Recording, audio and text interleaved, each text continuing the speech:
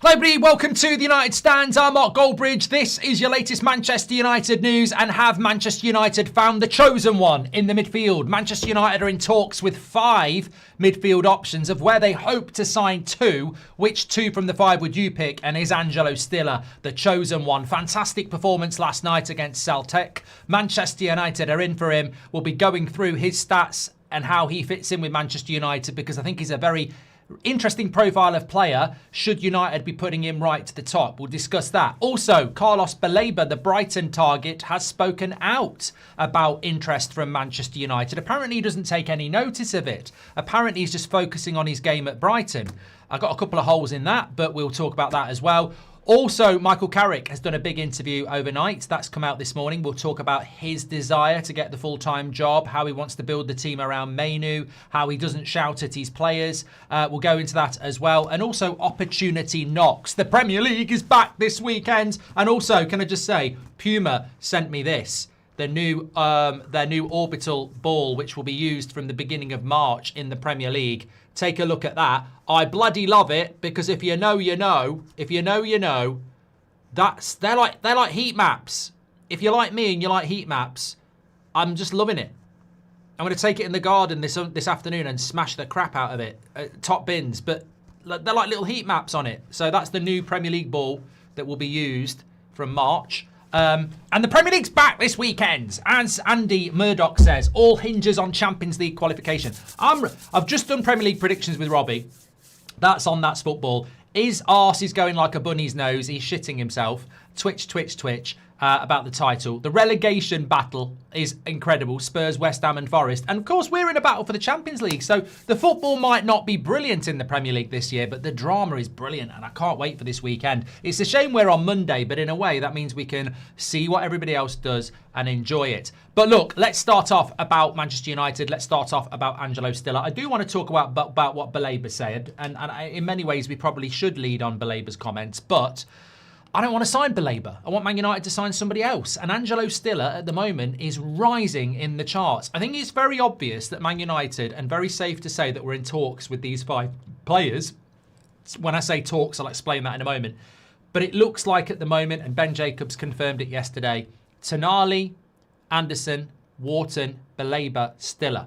They look like the 5 that Man United want. Whether it will be 2 from them 5 or 1 from them 5 and somebody else like Tyler Adams, I don't know. I mean, ideally, you get 2 out of those 5.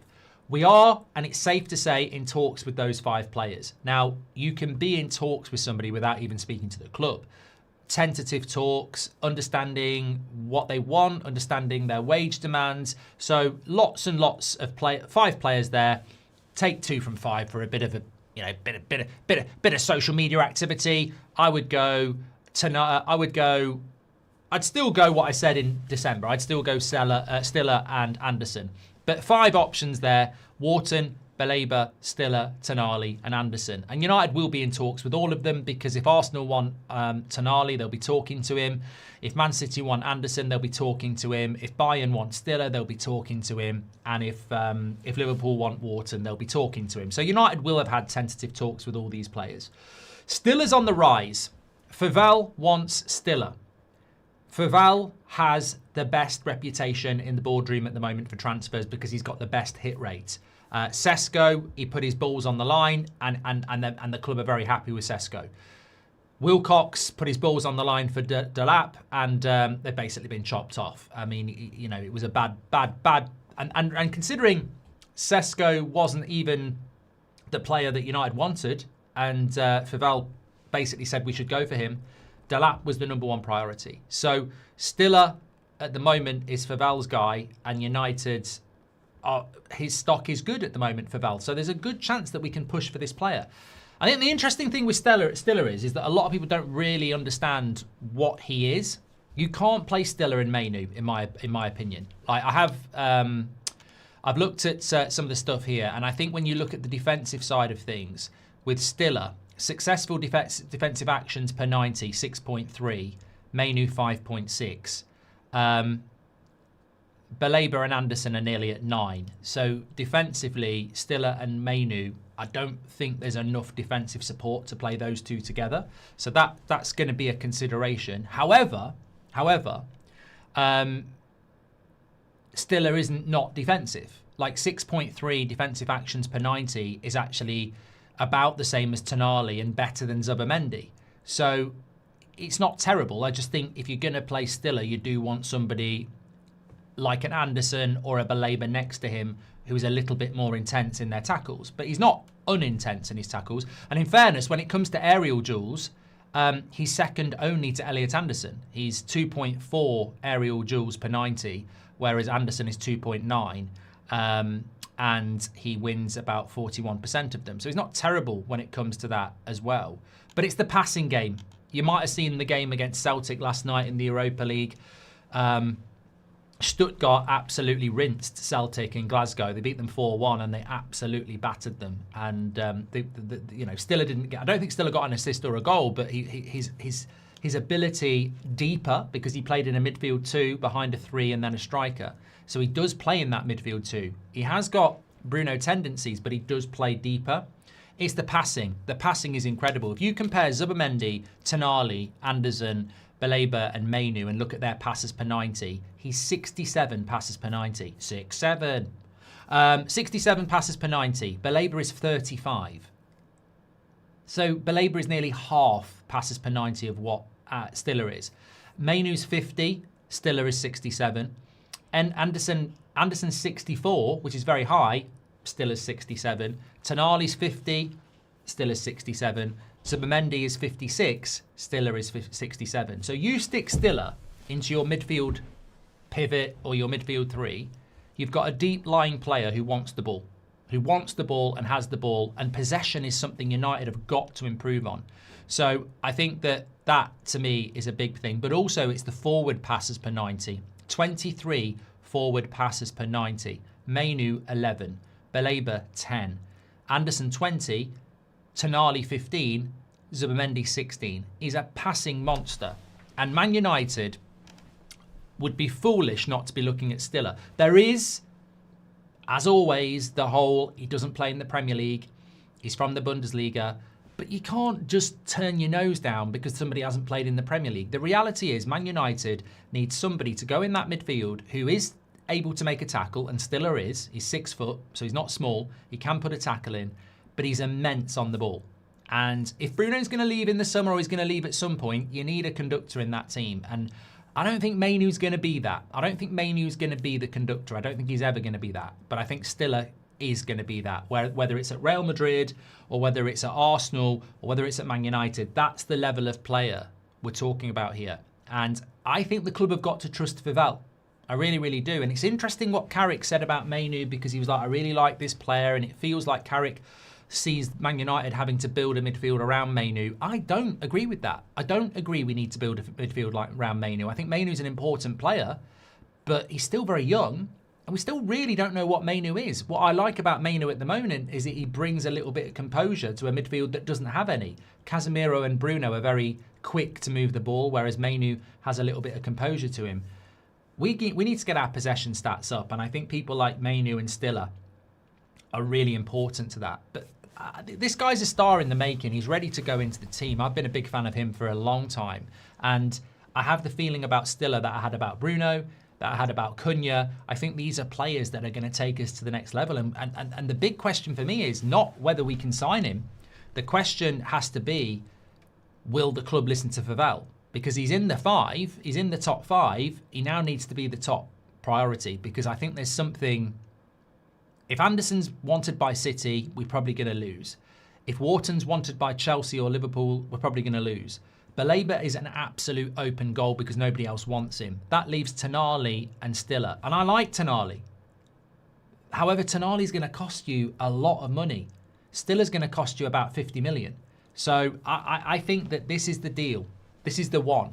And it's just about, the barriers I see are whether Carrick says we don't need him because we've got Mainu, which I think is a mistake, because I think both players can be really important.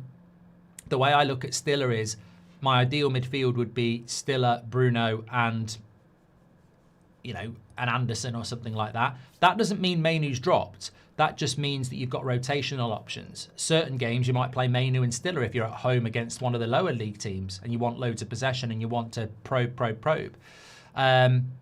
In European games, you might start Mainoo and rest Stiller. You need two players. And I think people need to get into that mindset. Yes, I think Stiller plays in Mainoo's role. But I think that Stiller can also play in a different position. He can play with Mainoo. He could play more advanced. There's a lot of games. There's a lot of rotation. We need two players in every position. I'll be stunned this summer if teams don't adopt the Arsenal model. And I don't mean bottling the league. I mean two players in every position. It's so important. And I think in Stiller, Stiller to me feels like more of a Man United signing. It feels like, you know, it feels like Mbermo. It feels like Cunha. It feels like Le Mans. It feels like Bruno. Stiller feels like he's a Man United player. It feels like a Man United signing coming in from Stuttgart to Manchester United. There's an aura about him. There's an excitement about him. There's his hours about him. Whereas I think with certain other players like Wharton, it's like, well, it's a bit like Delap. Oh, will I go to Chelsea? Will I go to Newcastle? Will I go to Man United? It's almost like, pick me. Pick me. Whereas I think with Stiller, it's almost like, well, he feels like he's a Man United player that would come to Manchester United. Like Mbermo, there was interest, but he only wanted Man United. So, let's see. But the reality is, Fival is really pushing this. I think he ticks every single box. He's a leader as well, which is very important from the mentality point of view. There probably isn't a better available midfielder in world football when it comes to possession and passing. He can tackle. We need more possession in that team. I think he's perfect, and I think Fival needs to be listened to. My concern is United seem to be a bit obsessed with Premier League proven. And that works to a certain extent, but Baleba plays in the Premier League. Stiller plays in the Bundesliga. There's only one choice out of those two.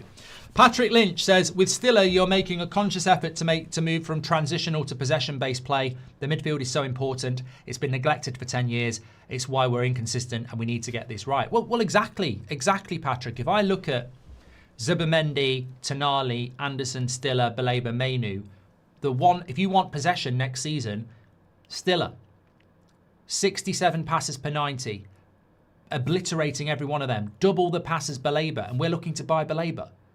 So you're going to buy the guy with half the passes of the guy that's Stiller, and we know we need more possession, so we're going to buy a guy who doesn't want the ball. That's madness to me. It's madness. But look, it's not going to be my decision. It's not going to be your decision. We're clearly in talks with these players. It's about what we can do and how quickly we can do it. Personally, I think that the financial side of it is very important as well. Stiller will probably be cheaper than Baleba. He'll definitely be cheaper than Tonali and Anderson, but he'll be cheaper than Baleba as well. So, you know, if we need to make that money stretch this summer, which we do, perfect. Stiller is the man, says Marlowe. So many of our legends had never played in the Premier League. He is also humble and consistent, and we need that. He's a mentality monster. Like, he's an absolute mentality monster. And there has to be a downside, the only downside to Stiller for me is who else wants him? Because I think he's good enough that Real Madrid will go. I think he's good enough that Bayern Munich will definitely go. I think he's good enough that Arsenal will go for him as well. So if we're going to go for him, we can't do with the midfield what we've been doing with the manager. We can't go, oh, it could be you, it could be you, it could be you. With this type of player, you've got to go, it's you. We want you. Let's get moving on it. Because if we wait, we'll miss out. I'd take Anderson and Stiller to Slazy. They're definitely my pick. That gives us a real 6 and an 8. Start with a 6, 8 and 10. Switch to Stiller and Mainoo with a 6 when we need control, and with a 10 when we need to push, says Slazy. Thank you very much. Saw your interview with ZDF. Very good interview, but Mark on German TV was not on my 2026 bingo list.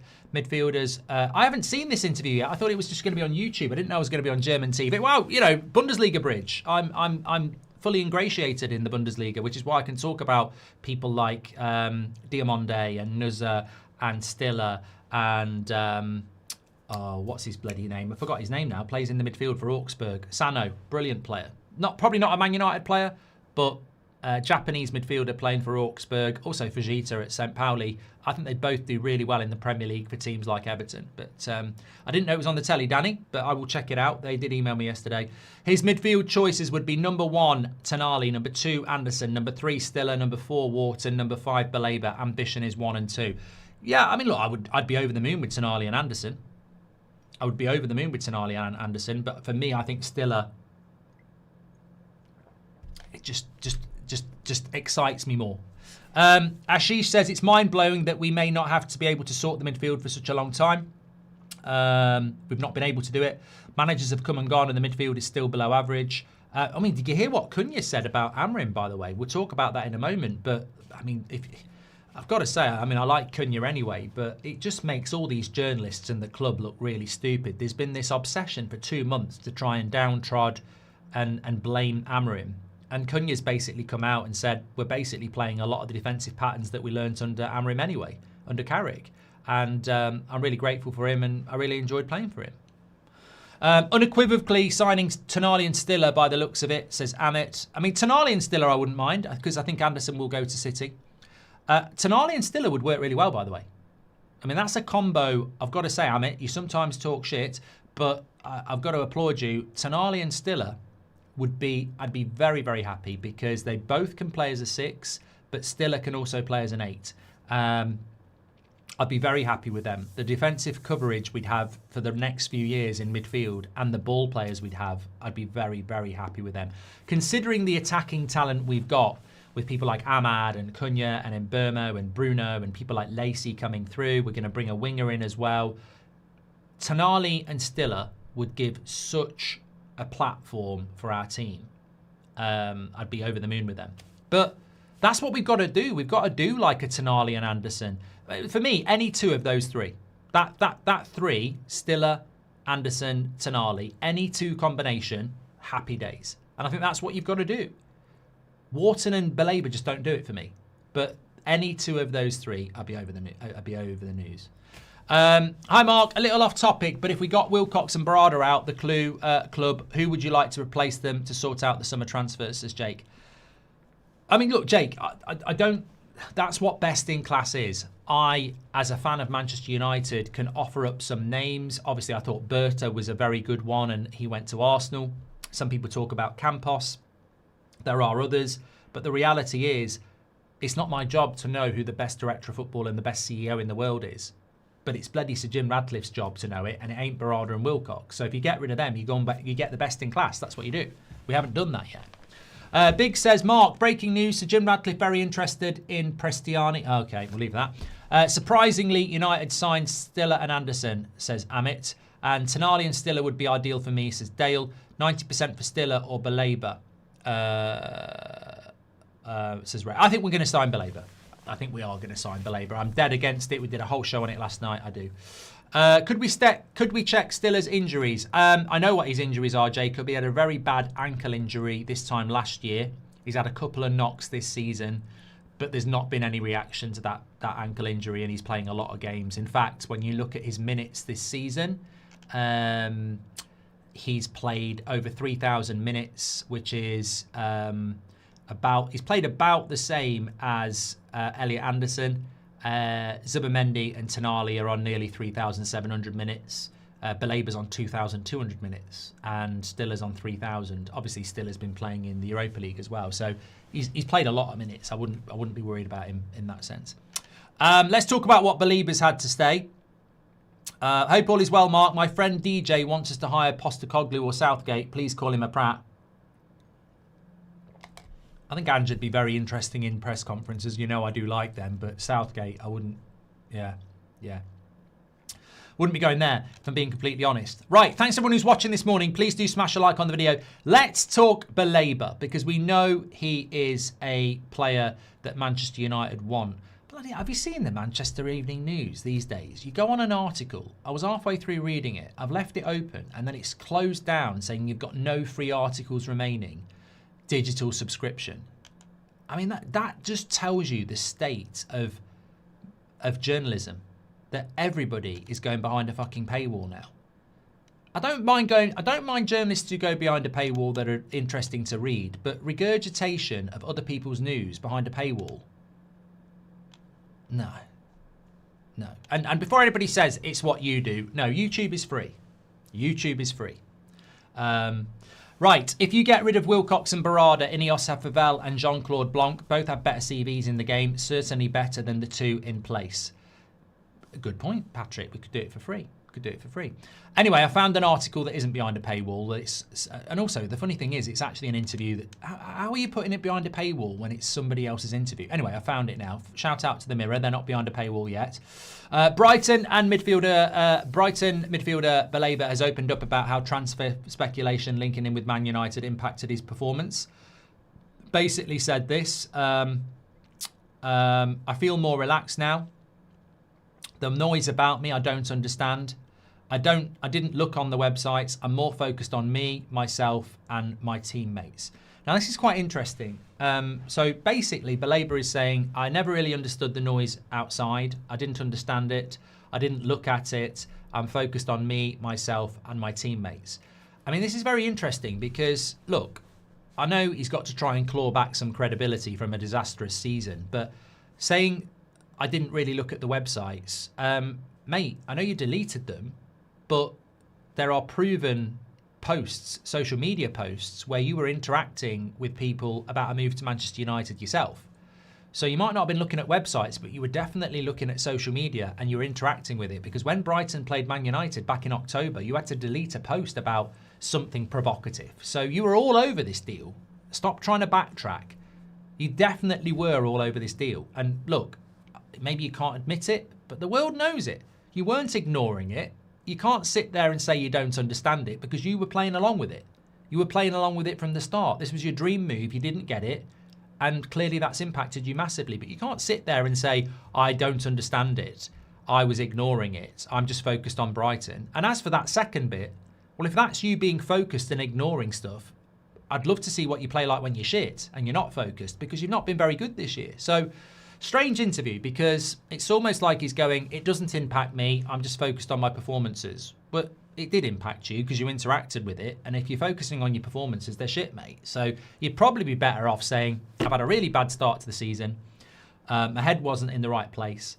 Obviously, I'm very happy at Brighton and I'm very dedicated at Brighton. But when a big club comes in for you like that and there's a lot of noise and people like David Ornstein are talking about it, obviously, I did get a little bit distracted. I'm still only young.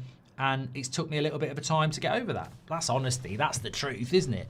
But to say I didn't look at it when you were interacting with it and to say that you're focused on yourself and Brighton when you've been shit. Again, I mean, look, I feel sorry for the lad. I really, really do. If we sign him, as with anybody, when we bought Fellaini, when we bought Matic, I didn't want them, but I still support them.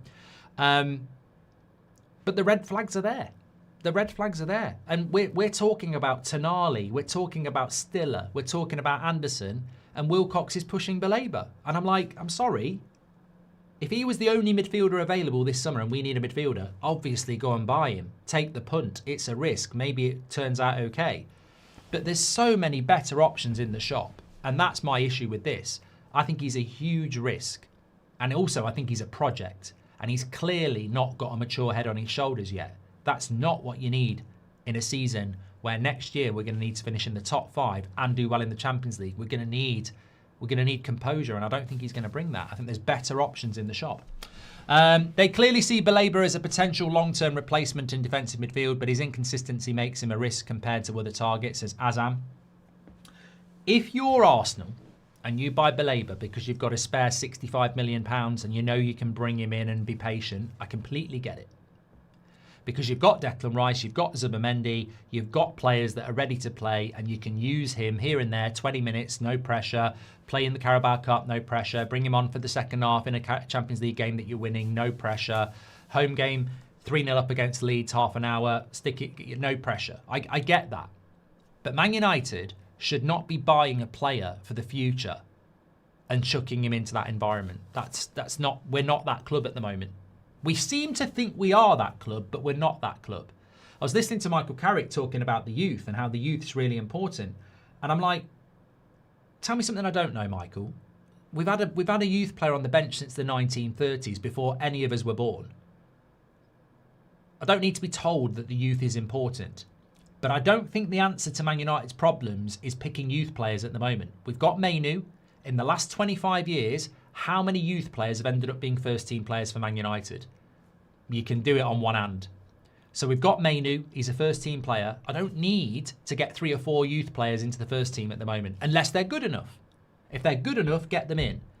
But this whole youth thing, for me, and I'm a massive fan of our youth, I don't need youth players in the first team. I don't need to get the Fletcher brothers into the United team unless they're good enough. If they're on the bench, I need them to be able to be good enough. When Lacey came on, I thought, fucking hell. That's talent. That's what I want to be coming onto the pitch. I don't need to force youth in, and I don't need to force Baleba in.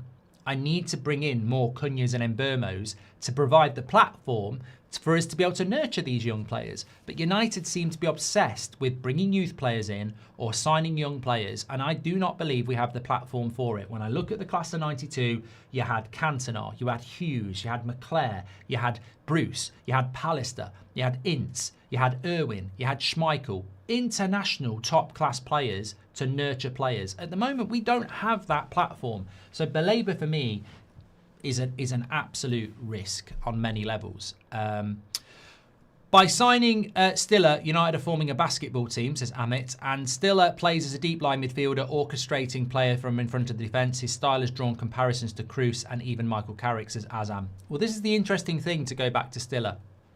I don't think he's got the defensive numbers of even Baleba or Casemiro or... in fact, let's compare Casemiro to Stiller, because I can do that. Anderson. But his defensive numbers are as good as Tonali. So he's not, like, we know Mainu defensively is not that good. We know Bruno's not that good defensively. Stiller isn't bad defensively. He's just not a defensive monster. You can definitely play him as a 6 and he'll put a tackle in and he'll conduct the play. Tonali's not a defensive monster. Like, you look at Tonali defensively and compare him to Stiller, 6.82 successful defensive actions per 90 for Tonali, 6.35 for Stiller. So they're very, very close. Defensive duels won, 61.4% for Tonali, 65% for Stiller. Defensive duels per 90, 5.3 for Tonali, 4.3 for Stiller. So there's not a massive amount of difference between the two players. When you think about it. So let me just add Casemiro in here, because I think Casemiro is somebody I always leave out, because obviously he's going to leave. When you throw him in with these players, I mean, he's a defensive monster. Statistically, he is a successful defensive actions per 90, 12.6. 12.6. Anderson's 8.7, Tonali's 6.8. So successful defensive actions per 90, he's a 12.6. It's an incredible amount of defensive output. Aerials duels per 90, 4.5, which is massive compared to Anderson, who's second in 3. Aerial duels won, all right, 45%, but you know. Yeah, he's an absolute defensive monster for us, Casemiro, in relation to breaking up the play. Passes per 90, 50, which is way ahead of Baleba on 35. It's around the same as Tonali on 50. So look, I think Tonali could go into that position. There's no doubt about it. I think he could do, but I would be all over that deal. I think it's just the right deal for Manchester United to do, certainly. Let me just have a look. They clearly see Baleba. I've done that one from Azim. I reckon we don't get a left winger. We will push Gabriel, says JSD. I think JJ is a fantastic talent, but I don't think he's even 16 yet. So it's very, very unlikely that we're going to be playing. Look, I know it's happened with Yamal, but it's very unlikely that Gabriel's going to be ready to play at 16 next season. And I think it would be wrong to do that anyway, JS. The whole point of nurturing players is that you don't play them every week, twice a week. So I think we will buy a winger. I think we have to buy a winger. Let me talk to you about Michael Carrick. There's a few comments coming in about him this morning. He's made some statements himself. Let me just go on to them. Got something about the managers to talk about as well. I want to talk about that. I've done that. Oh, this was what Cunha had to say about Amorim, just why it's in front of me. He says, "I'll always be grateful to Ruben. When things change, it's easy to focus on only the problems, but he was an incredible person. Many of the players here came here because of him, so he played a huge role in our current success. The pressure for results grew so much that we lost sight of how simple the situation really was, and we focused too much on the negatives." So huge glowing report there from Cunha about Amorim. He also goes on to say about people's tactical obsession under Ruben Amorim. "Honestly, football, numbers and shapes can be misleading. We attack in many different ways and usually defend in the structure everyone labels as Ruben's." So I think that's nice from Cunha, because I think I've not heard Carrick say one good word about Amorim, which is a bit disappointing. I would have expected better from Carrick, to be honest with you. It's not, I don't hold anything against him, but you know, Carrick's sort of gone down maybe he's not allowed to. His boss is Wilcox, isn't he? So he's probably not allowed to say anything. In fairness, I should retract that. I'm not disappointed in Carrick saying nothing about Amorim. It just shows who his boss is. But I respect the players that obviously have played under both, who aren't willing to just pile on and blame the previous manager. And it's interesting that Cunha said that a lot of the players came to Manchester United because of Ruben Amorim as well. So look, we've moved on. We're going to open up a new chapter, and it may well be under Michael Carrick, and let's hope it's successful. But I've never been on board with the club's attempts to try and pin everything on Amorim when ultimately they appointed Amorim. Anyway, let's talk about what Michael Carrick had to say on the youth. It's something that's always been close to my heart, and I'm passionate about it. It's a pride thing to give a young player a debut. There we go. I mean, personally, I might sound a little bit blunt here, but I don't care about giving young players debuts at Manchester United at the moment. I don't. We've got Mainu, he's from the youth. We've got other young players that probably aren't ready yet. I don't think the answer to Manchester United's problems are a youth player. I think we need to buy better. And if we think we're going to find the next class of 92, good luck with that. Because the only reason we found them was because we had 7 or 8 top quality players to nurture them. And we don't have that at the moment. So if we want to develop youth, we better build a team that they can develop in first.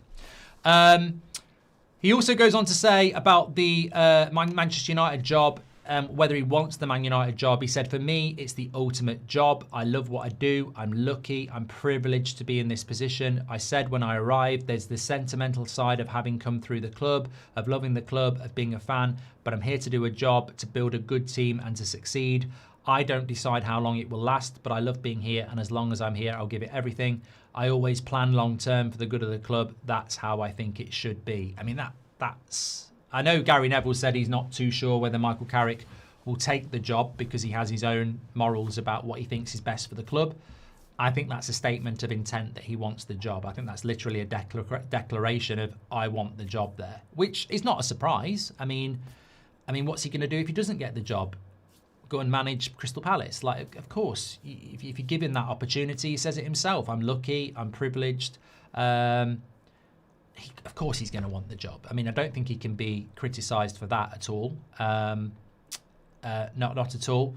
But what I did find interesting is that he basically said about, does he shout at his players? And he said there's a moment for all sorts of emotions, and that's what makes the beauty of the role. You have to choose the right moments and press the right buttons to get the right reactions. Basically said he hasn't shouted at any of these players yet. He said about Sir Alex Ferguson's hairdryer treatment, I'm not sure I could replicate that. I wouldn't even try. I've seen him do it several times and it makes you shrink back in your seat. But again, you're talking about Sir Alex, and he was a genius at getting the best out of players in different ways. It worked. His goal was to get the best out of his players. Look, maybe that's part of why some people are like, let's just wait and see with Carrick, because if he's not shouted at any of these players yet, then he is going to have to shout at some point. And I think that's a side of this whole thing that we're just completely missing. He's unbeaten. The West Ham result was disappointing, but he didn't lose. He won the 4 games before that. He's had no reason to shout at these players yet. He hasn't seen the side of these players that we've seen for 10 years, or that dressing room. So I think that this is why, for me, we need to see a hell of a lot more of Michael Carrick before we start talking about giving him the job, because he's going to have to shout. If he's not shouting at these players, something's wrong, because they are going to make you go grey, mate. I mean, Carrick's still got brown hair. Give it a year, and he'll be Silver Fox like Ravanelli. So, yeah, he's going to have to shout at them at some point. But he hasn't had reason to do that yet. You know, they have been getting good results, but that's going to be part of the process as well. Certainly going to be part of the process, being Manchester United manager. He's also said about Mainu, we forget how young he still is. I was a big fan of him watching him play and knowing what he was capable of. So it wasn't really a big decision for me to play him. And to be fair, it's not easy when you haven't played to find your rhythm and find your form. I mean, it wasn't a big decision for Carrick to pick Mainu anyway, because we went from a midfield 2 to a midfield 3, so it was an open goal, really, wasn't it? What would have been interesting if he'd played a midfield 2, would he have moved Bruno to the 10 and dropped Cunha or Mbeumo? But in the 4-3-3, Mainu has to start. He says there are things he can do better at, things he can improve on, but we haven't really got started on any of that because we're just letting him go and find his flow and find his rhythm of playing football again. I've been really conscious of not giving him an awful lot, a couple of little pointers, a bit of positional things and some little bits here and there, but trust in what he is. He's a fantastic footballer and he's got a huge talent. So encouraging words there for Mainu. Was there anything else from Carrick's interview as well? But no, I mean, just on the Mainu stuff, I mean, look, it's not like Michael Carrick's unearthed a bloody hidden gem, is it? We were talking about this in September, October, November, December. Mainu needs to play games, and I agree. He's missed a lot of football. Just let him go out there and play. And the positive to what Mainu's brought to the team is the possession, the composure. There is a lot to improve. His defensive numbers are terrible. He probably doesn't contribute to goals as much as you would like. But the composure on the ball and the possession, that to me is a really big improvement.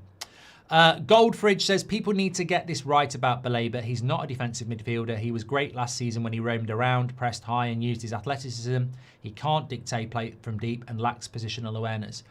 I think that your analysis of Baleba belongs on Monday Night Football. I think you're absolutely true and correct on that. I remember him coming on in the second half against Manchester City last season, and he came on at half-time. They were losing. And he was everywhere, and they won 2-1. And he certainly wasn't playing sitting deep as a holding midfielder. He was absolutely everywhere. 8 he played, basically. This season, they've got a young lad next to him, and it seems to be a little bit more of a disciplined position, and he can't do it. You're right, he can't do it. Are you going to do live call-ins from fans, says Vive? No. Not got any plan to do that, but thanks for asking. And also Daniel Thompson says, hope you're well, Mark, and United stand. I don't trust the board to do the right things. Pingu would do a better job. Mike JW will like that one. It's Daniel Thompson. But Anderson, Tonali and Stiller would be the proper midfield rebuild we need, or at least 2 of them, says Daniel. Thank you very much for that. Again, I agree with those 3. Any 2 from them 3, Stiller, Anderson and Tonali. And Marlow United says, in an interview, Ferguson talked about selling a young Pogba. His description of Pogba's mentality and lack of consistency reminds me a lot of Baleba. Yeah, and Pogba was 10 times the player Baleba is as well. So, yeah, definitely on that. There was something I wanted to talk about, and I've completely forgotten what it is. What was it? Oh, yeah, I know what it was. Hopefully I've got it here. Yes, I know exactly what it was. I've spoken about this a few times, and I'm sure some of you might remember me saying this about the wage bill. So, where was it? Did I even pin it to bring into the show? Maybe not. Would be. I definitely want to talk about that, so we'll come back to that. But did I pin it? Oh, yeah. This wasn't what I was going to talk about. Just something from yesterday. Ben Jacobs. Expect the price of Leipzig winger Diomande to be closer to 50 to 60 million pounds in the summer. So that's sort of, you should have watched, I'm sure a lot of you did, but you should watch the interview with Ben Jacobs and Beth from yesterday, because there's loads of stuff in there that I didn't really talk about because obviously it's already on the channel, so go and watch it. But I thought that was something I missed from last night that was really interesting. Ben Jacobs saying that the price for Diomande could fall, expect it to fall to closer to 50 to 60 million pounds, which is a lot cheaper than the 80 to 100 that was being spoken about a week ago. So that's much more reasonable for a player of that. And that brings him in line with Ndia. So, you know, if the price is the same, I think it makes it a closer call. This was it. Manchester Evening News. Manchester United could strip out around 65 million a year in salaries this summer. Casemiro, Rashford, Sancho equates to roughly £45 million. And then you've got people like Onana, Xerxes, Rasmus, Malacia. So I flipped this, right? So we could say we could save £60 million a year in wages this summer, right? People go running to the toilet to grab the toilet roll, right, and get really excited. But why is this a point of excitement? So all those players' wages are going to go. We're a football club. We're not a fucking bank. That money, whether we're saving, we shouldn't be saving that money. It should be reinvested into wages.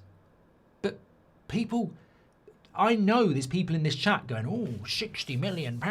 You know what I'm thinking? Well, that needs to go on better players then. It's not a saving, is it? And this is where this club's going wrong. And this is where some of our fans are going wrong. They see that and they get all excited. Oh, we're saving £60 million. We shouldn't be saving the £60 million. That £60 million instantly should go on wages for the next players. But we've got stuck into this mentality where, oh, the wage bill's coming down. Oh, get the tissues. The wage bill's coming down. Oh, we're going to save a little bit more. We're not saving that money. It needs to be reinvested. So if you're saving £15 million a year in wages for Casemiro, that should be reinvested into Stiller and Anderson wages. But it won't be. The headline that the fans get excited about is the excitement from Sir Jim and Joel, because they'll be going, oh, we've saved some money here. We shouldn't be saving money on wages. That's not an area of the club that we should be reducing. No. Man City have got the biggest wage bill by a very long way. They're about to probably win the league again. They might win the Champions League. Would Pep Guardiola's Man City be fighting for the league with our wage bill? No, absolutely not. So I don't get excited about the reduction in the wage bill. I'll get excited about taking that money and spending it all on players. That's what we need to do. Absolutely. And talking about that, very interesting article this morning in The Telegraph. Now, it's got nothing to do with Manchester United, but it could do. So Matt Law in The Telegraph basically saying that long-standing commercial partners are deciding to end their association with Tottenham as the prospect of Premier League relegation looms large. This was something I mentioned about a week ago. Bergvall, Vuskovic. These are players that Man United need to be tapping up now. Spurs, without Champions League football, without big sponsors and a stadium to pay for and a squad that's very big, there are opportunities there. And the problem is, when you're in trouble, you don't get to sell what you like, you get to sell what you need to sell. So we should be all over this. We mentioned Newcastle. Like, Newcastle could be in a similar position. They're not going to get relegated, but they're not going to be in Europe by the looks of it. We need to be all over Spurs. We need to be at the, you need to get your elbows out here, United, and you need to be pushing to the front, because as much as I say Tonali, Stiller and Anderson, if you can get me Bergvall, happy fucking days. I'm telling you now, that player's special. So if you can get me Bergvall, the story changes. And we do need to look at this. We're all bloody veterans of this. I'm sure when you've played Football Manager or FIFA or FC 26, I'm sure when you're playing career mode, you're looking at who's going down, and every now and again it will go, oh bloody hell, Tottenham are going down. Right, straight in. Let me get them. We need to do that. It could be the same with Forest, Murillo, decent centre back, might fancy a bit of look at that. Elliot Anderson, of course. West Ham, maybe there's one or two there as well. But Spurs, you've got to be in there. And look, the great thing about Spurs is they're not going to want to sell to Chelsea or Arsenal. So straight away to any London club, they won't want to sell.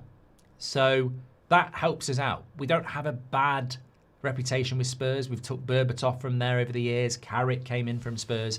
So I think we've got to look at that and go, what are the opportunities? Because I'm telling you now, I remember talking to Ben Foster about this. When you get relegated, your wage goes down by about a third. Sorry, I think it might be a third or a half. Or is it two? Look, basically, if you're on 200 grand a week, you're probably going down to 100 grand a week because the club can't survive.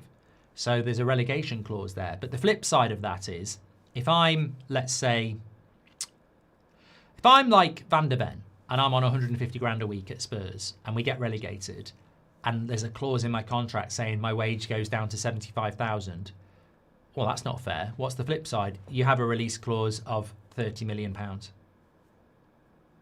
So that's what happens. When someone gets relegated, the club has to protect themselves because they don't have the revenue anymore. So your wage comes down, but there's always a relegation clause fee as well. So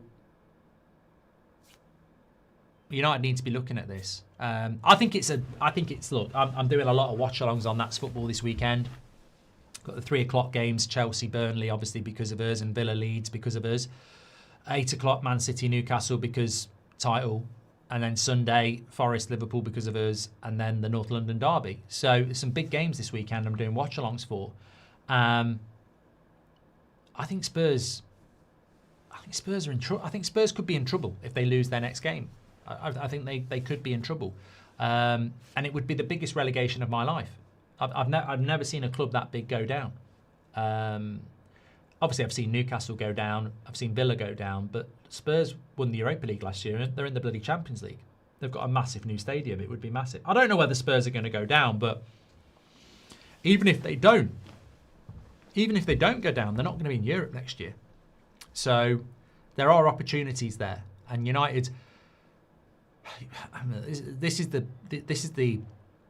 behavioural traits of a competent football club, but if I was in charge of Man United and I was Jason Wilcox, I'd be going, let's get Stiller, let's talk to Anderson, let's talk to Tonali. They're the three we want. Let's be looking at Newcastle, let's be looking at Spurs, because I tell you, if there's something that can be done there, let's make sure we're at the front of the queue. Because there'll be other clubs looking at Spurs. And even if they don't get relegated, they're still going to be in a position where they probably need to do something.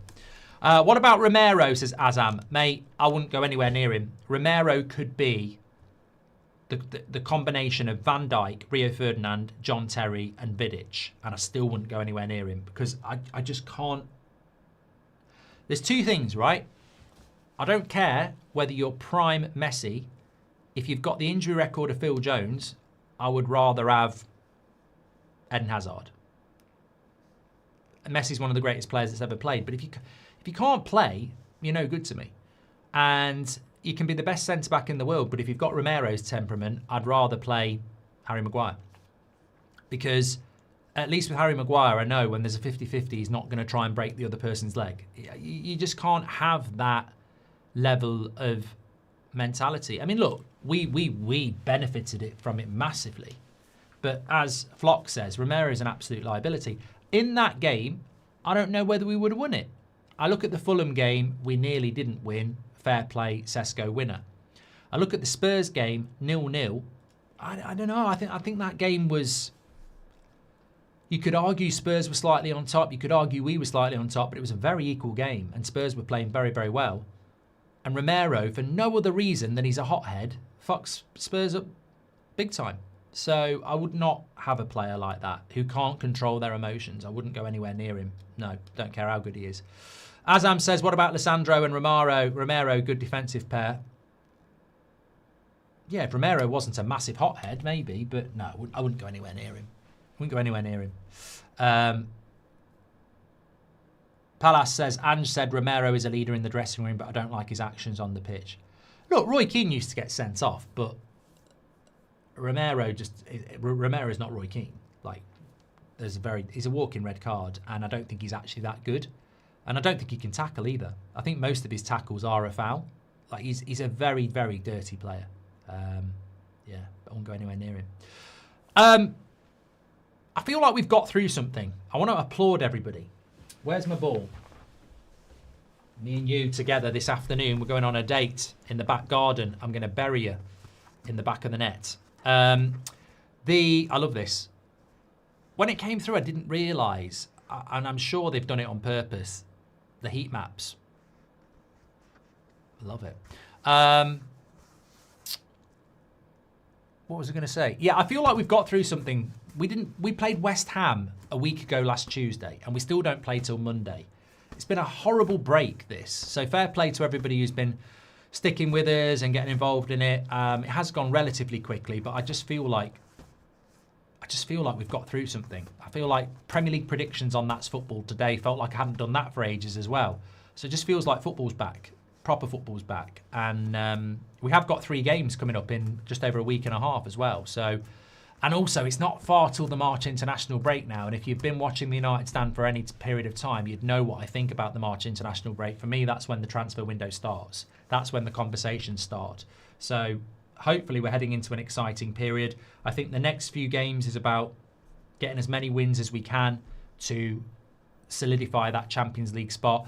I think Villa Leeds is very important. I was with one of my Villa mates yesterday, and he was saying, I really do think United are going to catch us.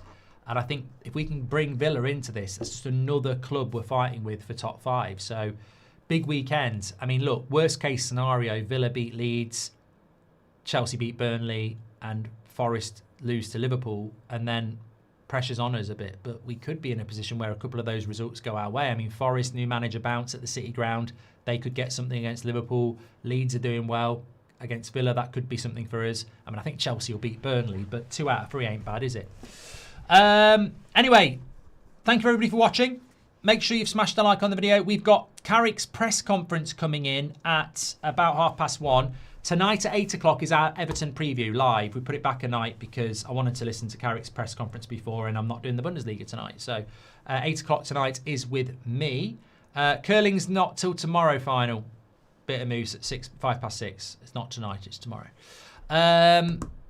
Please smash a like. We've got 7,000 watching, but 700 likes. So please smash a like on the way out. I'll speak to you all in a bit. Have a great day. Check out Premier League predictions. I've just remembered something I need to do before I go. It's very, very important. And I should have said it. Over the last few weeks, I've had things like driving with Goldbridge, cooking with Goldbridge. They've all come back. And this afternoon at 3 o'clock, another thing's coming back. And it is a Man United career mode as well. So I've not touched it in a few months. I've not played the game in ages. But this afternoon at 3 o'clock, I am back with a live Man United career mode episode. We're just bringing it back for 26 just to see how it goes. I haven't picked up the controller in about 3 months. So it could be quite interesting. I think I've got Stiller in that team. I can't remember who I've got. I think I might have Stiller in that team. Anyway, we'll find out at 3 o'clock. Thanks everyone for watching. Take care.